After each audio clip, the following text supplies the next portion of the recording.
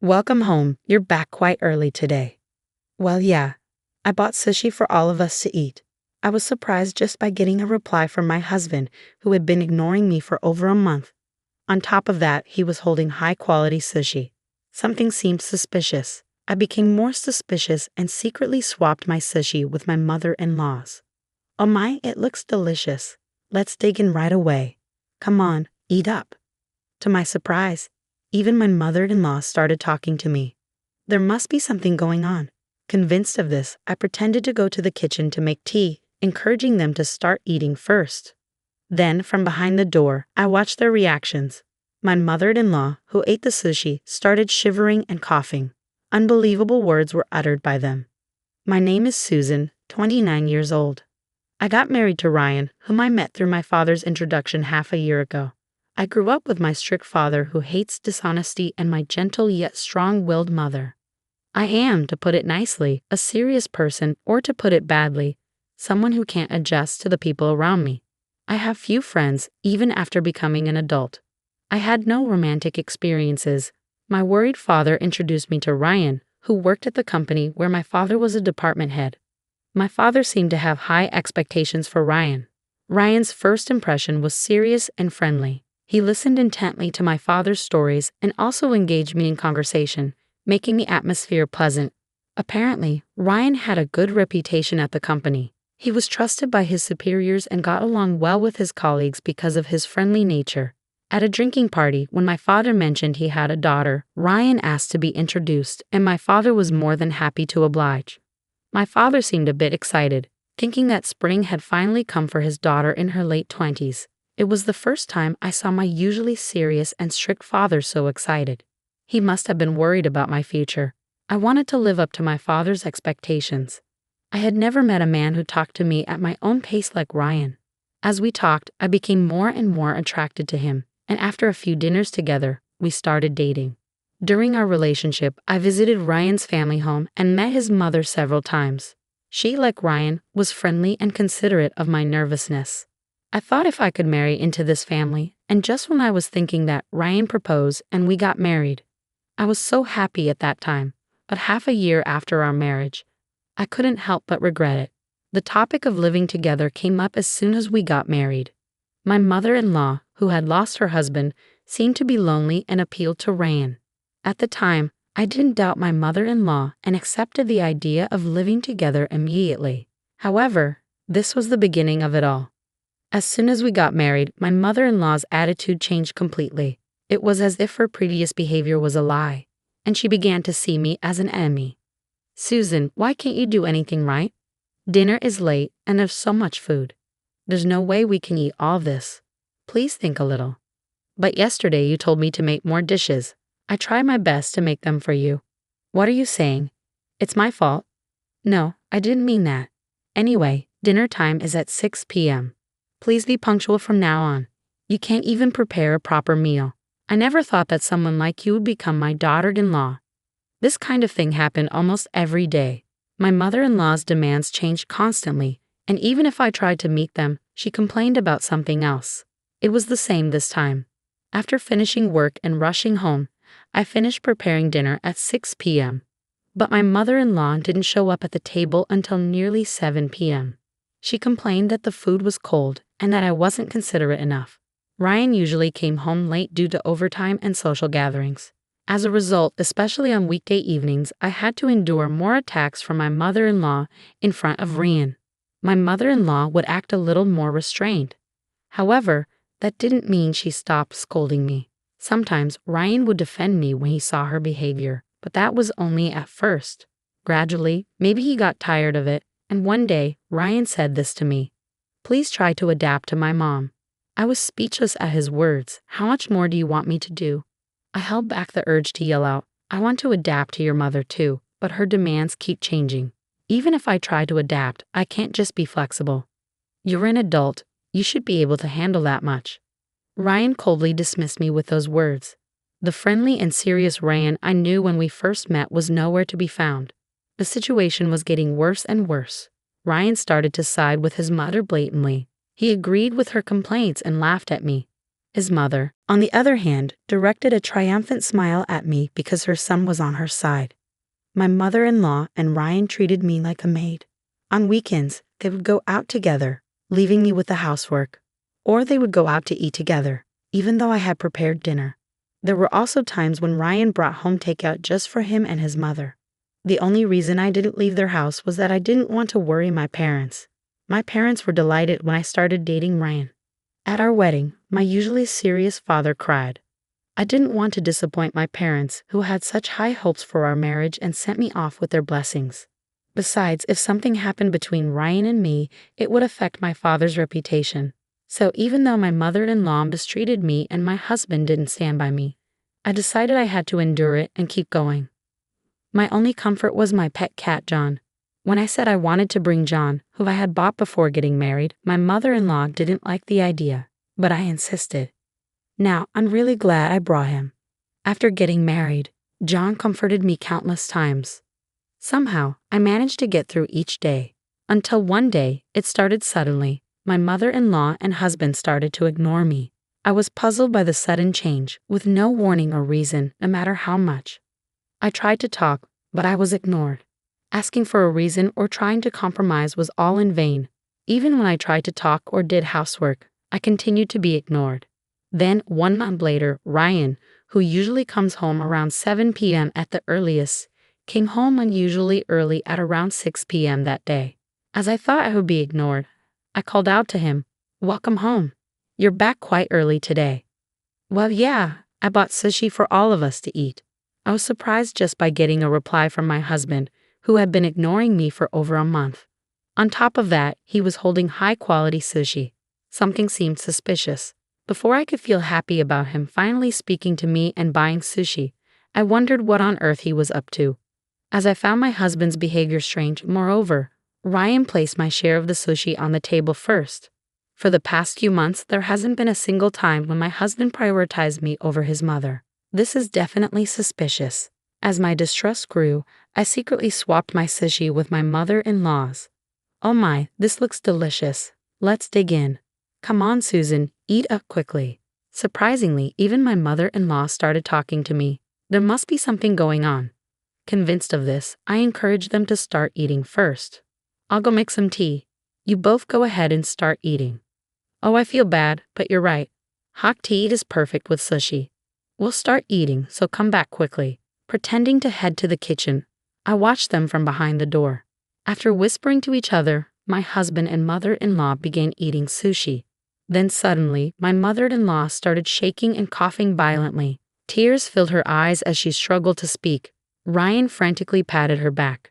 She shot him a sharp look. "You, what's going on? Why is there so much wasabi in my sushi? I told you to be careful not to make a mistake. What is this?" I put wasabi on Susan's sushi first. There's no way I made a mistake, but I can't eat this. I wanted to see Susan suffer from eating sushi with wasabi, but now the plan is ruined because of your mistake. What are we going to do? I couldn't stay silent after hearing their conversation. What on earth is going on here? A lot of wasabi. Did you try to make me suffer? Both of them had a we're-busted look on their faces. However, my mother-in-law quickly changed her expression and sneered. "That's right. We ignored you for a whole month, but you seem just fine. So we thought we'd tease you a little." "That's terrible." "What's terrible? You should be grateful. Just act like a useless daughter-in-law and stay in the house." Even as my mother-in-law yelled at me, my husband didn't try to stop her. I couldn't take it anymore. I finally let out the words I'd been holding back. "I'm going back to my parents' house." I gathered my essential belongings and put John into a pet carrier. As I walked to the door with my bags, Ryan finally tried to stop me. "Come on, you're joking, right? This is too much just for a little joke." His unapologetic words only strengthened my resolve. Without a word and without looking at Ryan's face, I left his parents' house. My mother welcomed me back home. At first, she looked surprised to see me return so suddenly, but she quickly let me in. "If you don't want to talk about it, you don't have to. But if you're okay with it, I'm here to listen." I told her everything that had happened since getting married. How my mother-in-law bullied me, how my husband gradually took her side, and how I was treated like a maid. I also told her about a month of being ignored and almost being forced to eat sushi with a huge amount of wasabi. I told her everything and I apologized for causing trouble after she had happily sent me off to get married. I'm sorry, Mom, but I just couldn't take it anymore. It's okay, dear. Your father and I just want you to be happy. We don't want you to be with Ryan if it's causing you so much pain. You've been strong for so long. At my mother's words, the tears I had been holding back began to overflow. My father came home from work, and after hearing the situation from my mother, he bowed his head to me. I'm so sorry. It's all because I introduced you to Ryan. I had no idea he was like this. With the pained look on his face, my father made me feel even worse. Then, a call came in. It was from Ryan. The phone rang for a while, but I didn't answer it at all. I kept staring at the screen, waiting for the call to end, and finally, it stopped ringing. That's when I noticed a notification from an app. It was the pet monitor app I installed for John. I had set it to send me a reminder at this time to make sure I didn't forget to refill John's water before going to bed. Curious, I opened the app and pressed the button for live streaming.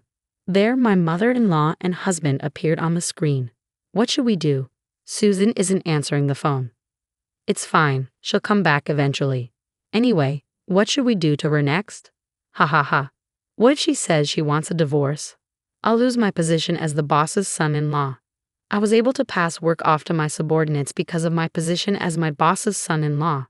I can't afford to lose that now. Boss's son-in-law. Hearing that, I couldn't hold back my anger any longer. My father, who was next to me, felt the same way. He quietly stared at the screen with a look of disbelief, his hands trembling. I immediately sent a message saying, "Let's get a divorce." Several calls came in right after, but I ignored them and went to sleep. That Saturday morning, the doorbell rang early. Oh my, who could it be this early in the morning? I heard my father's voice from the entrance. Following her voice, I heard the voice that had been irritating me. Please let me talk to Susan. She's misunderstanding a lot of things. It was Ryan, since I didn't answer his calls. He came all the way to my house. Not wanting to cause my mother any more trouble, I went to the front door. I sent a sharp glare at my husband and spoke coldly. What do you want, Susan? Why didn't you answer the phone? I was worried about you. Worried? You teamed up with your mother to make fun of me, ignored me for a month, and then tried to make me eat sushi with a huge amount of wasabi. At my accusation, Ryan was at a loss for words. I started to close the front door on him.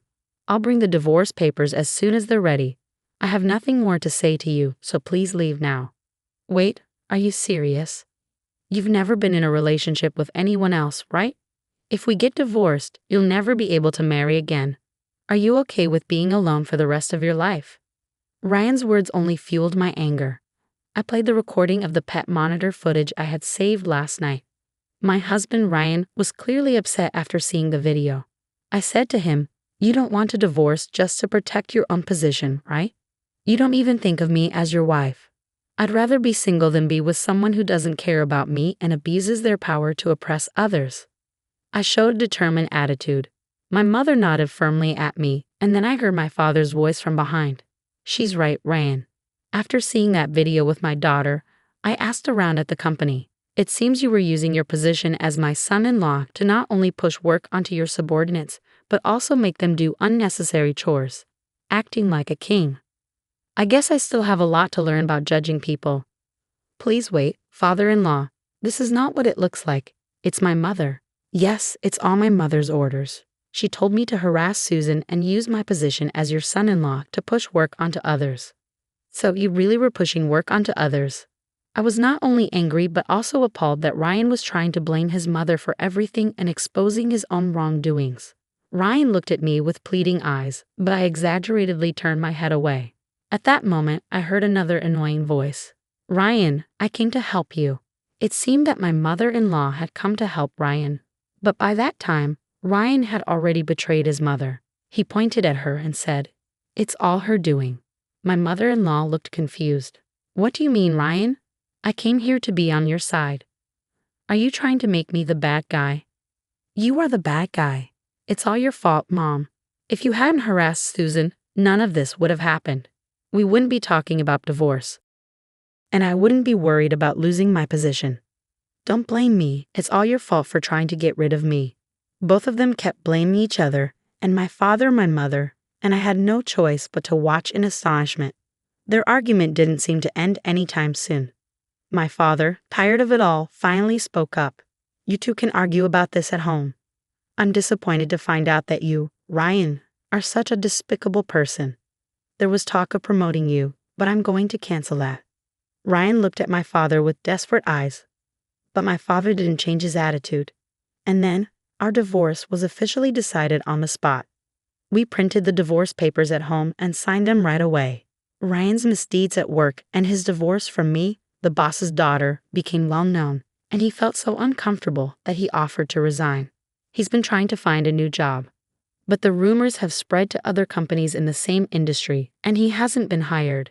He's trying to switch to a different industry, but it's not going well. After fighting with his mother over this incident, Ryan left his parents' home and started living alone.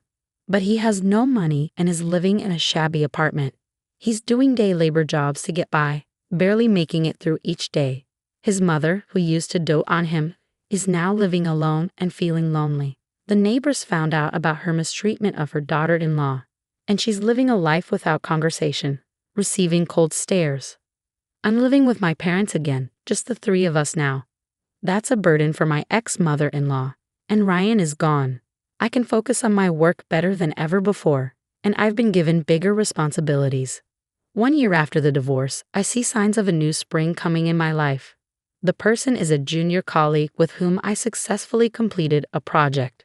Since joining the company, we've worked together many times and built a trusting relationship. Until recently, we only talked about work, but lately I've been invited to meals. The other day, he asked me out. This time, I want to build a happy family, and I believe that with him, my wish will come true.